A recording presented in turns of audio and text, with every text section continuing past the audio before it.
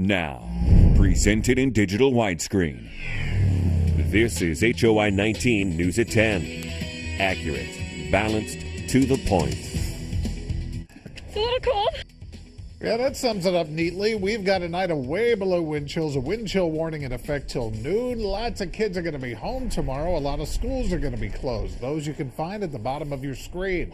Chief Meteorologist Chuck Collins here now with the limbo weather. How low will it go, Chuck? Indeed, Eric, I tell you, the temperature's continuing to go. We're at the low for the day, and we keep falling. We'll take a look at the currents in a couple of minutes. Got a lot of pink and fuchsia on here, and that's not a good sign. The darkest of the hues in this area right here, I-74 corridor, including Metro Peoria and Bloomington Normal. Wind chill warning in effect until noon. That means wind chill factor is 20 to 30 below tonight and in the morning.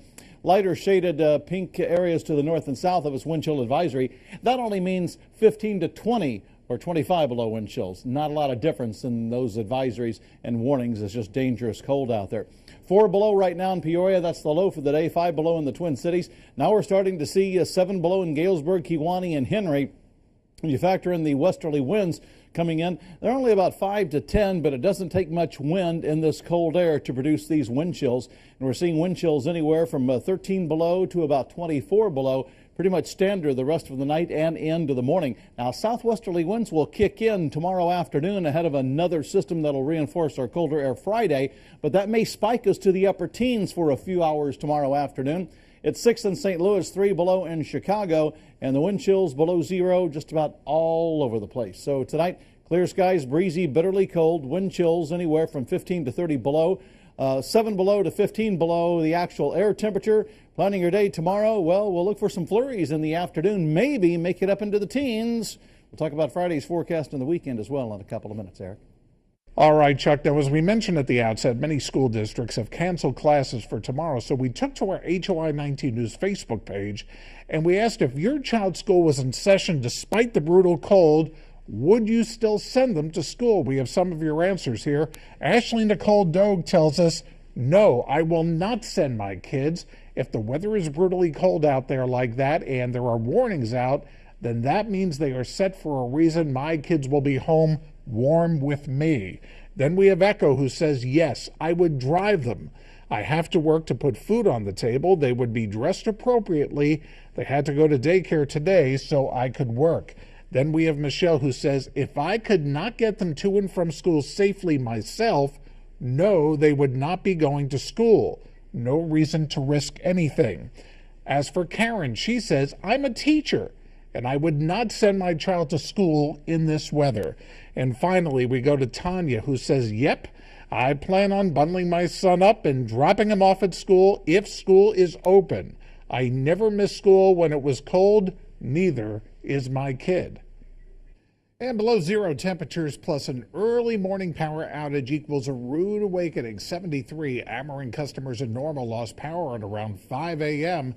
One household in the cold and dark included a newborn baby there. Not knowing how long they'd be without power scared his parents. I guess it was as swift as it could be, but it was still very scary because it is a huge fear. It's the coldest day of the year, and without power, there's not much we can do. Especially with a 6-week-old. The outage lasted about 4 hours till around 9 a.m., long enough. Your pets can feel the effects of the cold as well. Pekin police say their officers are on the lookout for any animals that appear to be in distress from being out in the cold too long. Still, a local vet says you don't need to keep your dog cooped up in the house all the time. She says for most dogs, it's okay to let them out to play in the snow and cold. Just don't overdo it. Going outside with you, going out to play, going out while you're shoveling the walk or something like that is usually perfectly fine as long as you have a healthy dog. We obviously always want to remind people to make sure that they take care of their animals. If they're going to be outside, make sure they have the proper insulated shelter, ways for them to keep warm and to protect themselves. Now, since different breeds react differently to the cold, experts say it's a good idea to study up on your breed if you're not sure how well they're going to tolerate this weather. Hundreds of people holding a vigil in Paris tonight, honoring the victims of a terror attack that target the offices of a satirical magazine. As night fell over the French capital tonight, people gathered in the Place de la République. Just hours earlier, police say 3 gunmen stormed the headquarters of the magazine called Charlie Hebdo, opened fire, killing 12 people, 2 of them police officers. 11 people were wounded. The gunman escaped in a vehicle outside waiting for them. 1 suspect has surrendered. 2 others are on the run. Now, Illinois' Dick Durbin took to the U.S. Senate floor today to address the Paris attack. He says the shootings brought to mind 9/11 and how other nations rallied to support the U.S. at that time. The people of France did that, and they spoke out in one voice, saying that they were going to be by our side in this battle against terrorism. I think it is appropriate today that we follow suit, that we join in that same spirit. U.S. counterterrorism experts say they're not yet able to confirm who's responsible for the Paris attack. Now, an HOI-19 News exclusive, a Peoria woman breaking her silence nearly a month after she says her husband tried to kill her. Ladiqua Williams shares her story tonight with HOI-19 Samantha Chapman. He said that he would harm me if I separated from him, but I didn't take him seriously. Ladiqua and Reginald Williams had a seemingly perfect life. Married for 12 years with 3 daughters and great jobs at Caterpillar. But their relationship started to crumble. He was having financial issues that just was putting a burden on me and the family. So she made the decision to separate. Just find out, where we stand in our marriage. Ladiqua Williams was staying at this house with her mother, and on December 10th, her husband arrived. He told her to come with him to a storage unit. She told him no, and then he shot her. It was a nightmare. I asked him to please stop, don't shoot me anymore, and then he fired again. Their young children hearing it all in the next room. Ladiqua's mother instantly called 911. Ladiqua was shot in the leg and grazed on her head, but doctors said she would be okay. I'm a miracle. I'm here because God has chosen me to still be here. The next day, police found Reginald's body in an alley just 2 minutes away from where his wife was shot. It was reported a suicide. I was relieved that he could not come back and harm me. But there's still one thing she can't seem to let go. He has told me before, I took it as a joke, maybe he was joking around with me, but that he would harm me if I separated from him. As Ladiqua rebuilds her strength, she looks to her children for inspiration. I really don't know what the future holds, but I have to be strong for them. In Peoria, I'm Samantha Chapman reporting. A Pekin couple has been arrested after violating protection orders they had filed against each other. 21-year-old Samantha Kopis was arrested last month for allegedly stabbing 29-year-old Zachary Miles. Well, after that alleged stabbing, Miles filed for an order of protection against Kopis. Kopis then filed for one against him. Well, days later, police received word that the couple had reunited, so police arrested them both for violating their protection orders. The pair was taken to the Tazewell County Jail. They have since been released. Kopis remains charged in the knife attack. A massive fine recommended against a Pekin company where 2 workers died last June.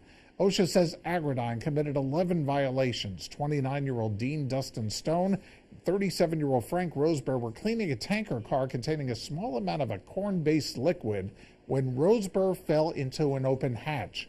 Stone attempted to rescue Rosebear, but both men died of exposure to hydrogen sulfide gas. OSHA found that Agridine failed to complete a permit, failed to require employees to use rescue and emergency equipment, and also failed to designate trained rescue employees. The agency is recommending that Agridine be fined $266,000. Triple-figure layoffs at Caterpillar in both East Peoria and Decatur.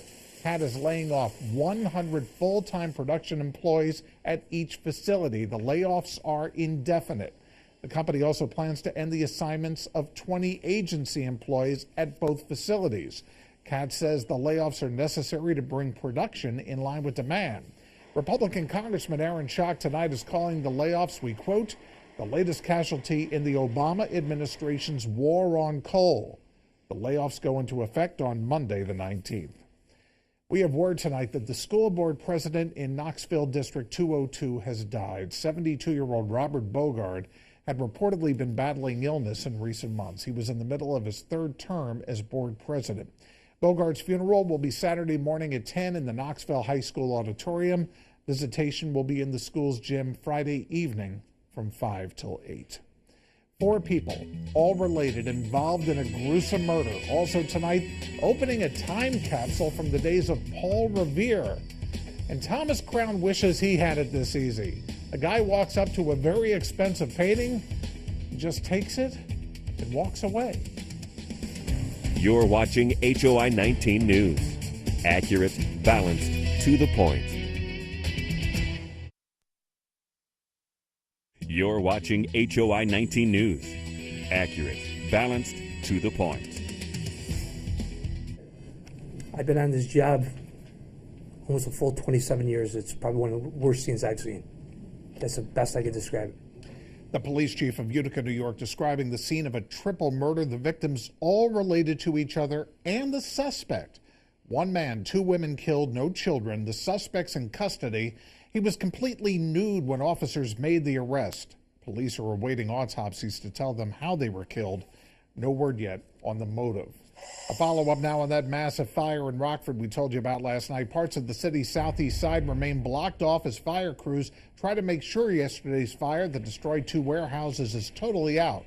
The buildings have been torn down to make sure debris does not fall onto power lines. The warehouses were vacant. The cause of the fire still not determined. It is Rockford's worst fire in 31 years.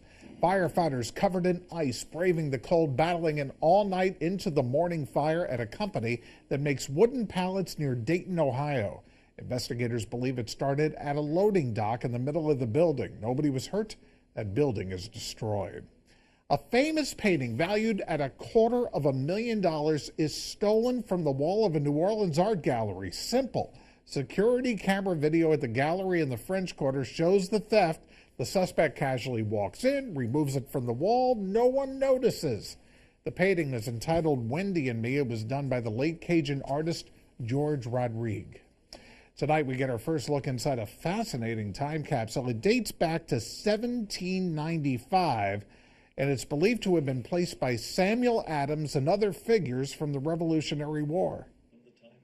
In a room filled with anxious silence, a time capsule dating back 220 years is carefully opened in front of a crowd at the Museum of Fine Arts. A small box made of copper removed from the granite cornerstone of the Massachusetts State House, where historians believe it was placed there by Revolutionary War luminaries Sam Adams and Paul Revere, among others.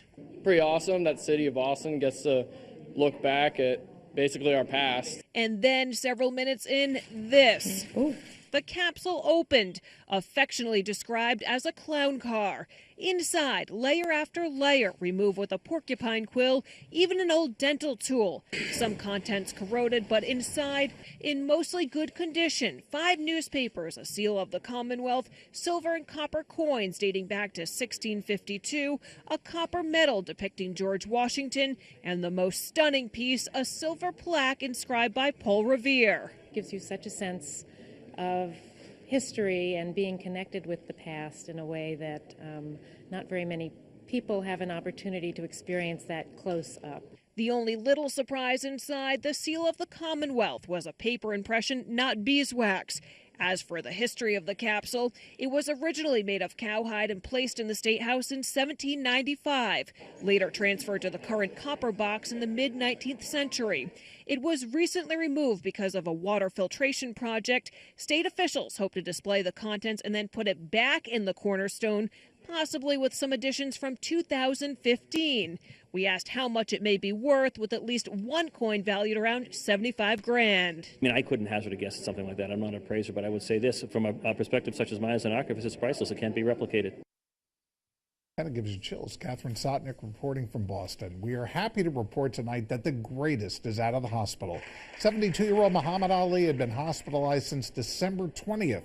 Doctors initially thought he had pneumonia. Turned out to be a bladder infection. Ali, who turned 73 on January 17th, has long battled Parkinson's disease.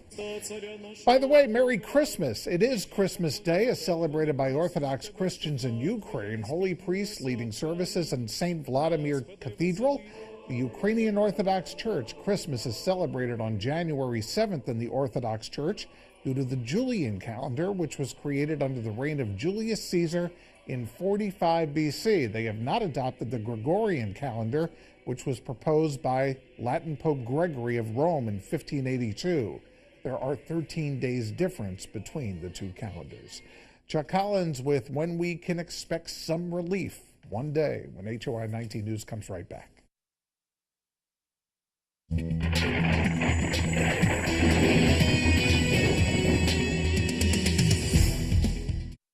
It is cold out there, no doubt about it, and temperatures continue to fall off. Let's go outside to the IDOT Roadwatch Camera Network.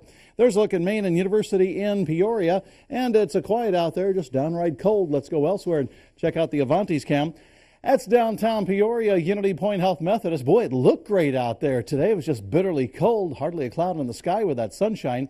CSC Software Cam, Civic Center Plaza, downtown Peoria on the time lapse, and the Connor Company Cam in Tower Park in the Heights. Speaking of the Heights, we've got a power outage to talk about. Pekin Insurance, Pekin Hospital Cam for you. The Bratcher Heating and Air Conditioning Geothermal Cam, Hewitt Hall at ISU. Have about 1,300 Ameren, Illinois customers without power in Peoria Heights and also in Peoria 61614. Most of that activity is north of War Memorial Drive, so we'll keep you posted on that. Not a great night at all to be without power. 13 the high in Peoria this afternoon, 4 below was the low, and I think we're probably up to 5 below now, but we'll check that, or down to 5 below if you will, so that'll be the new low for the day.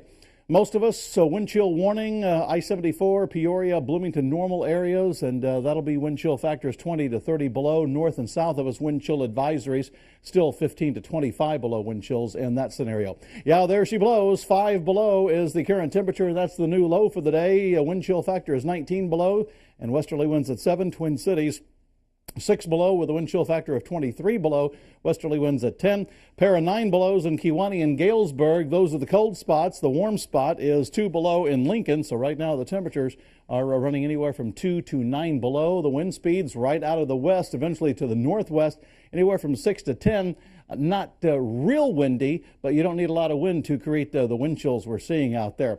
And area temperatures, Midwest, 5 St. Louis, -4 in Chicago. Notice the milky whiteness. That's just ice crystals being picked up by the satellite. Thanks to all the folks who called in about seeing sun dogs or moon dogs or sun and moon halos. And they were prevalent all over the area here this afternoon and, well, this morning and all afternoon and then tonight as well. Just nothing but cold air on the map here in the heart of Illinois. Intense cold will reside on top of us. We'll have a nice recovery tomorrow afternoon to the upper teens, but another cold front comes through, reinforces cold air for a Friday, and then we start gradually warming things up on the weekend. So there are the numbers. They're not too good, to be honest with you. We'll check out 18 tomorrow afternoon, a nice recovery with some flurries, maybe a little bit of accumulation northeast of Peoria. 5 on Friday, 5 below Friday night, and we steadily warm things up near 30. 30 sounds like 60.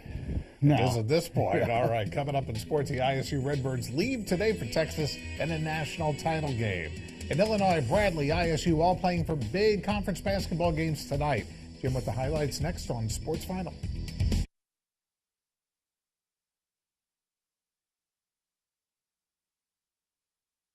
A lot of pink and fuchsia colors on this map, and that's not a good sign. The darker shaded areas, especially along the I-74 corridor, including Peoria Metro and Bloomington Metro, under a wind chill warning for 20 to 30 below wind chills through noon tomorrow. The lighter colors indicate a wind chill advisory, not much difference, 15 to 25 below wind chills tonight and in the morning. Eric? Check. Now, this is a new Chick-fil-A. It opens tomorrow in Derby, Kansas. Tonight, it looks like a campground. A lot of people are there in tents in hopes of getting a year of free food. The first 100 people in line tomorrow get free Chick-fil-A each day for a year. The low, by the way, in Derby tonight is 5. Wow. And then there's a wind chill. Jimmy Kimmel next with Bill Maher. Have a peaceful night. It's been a pleasure.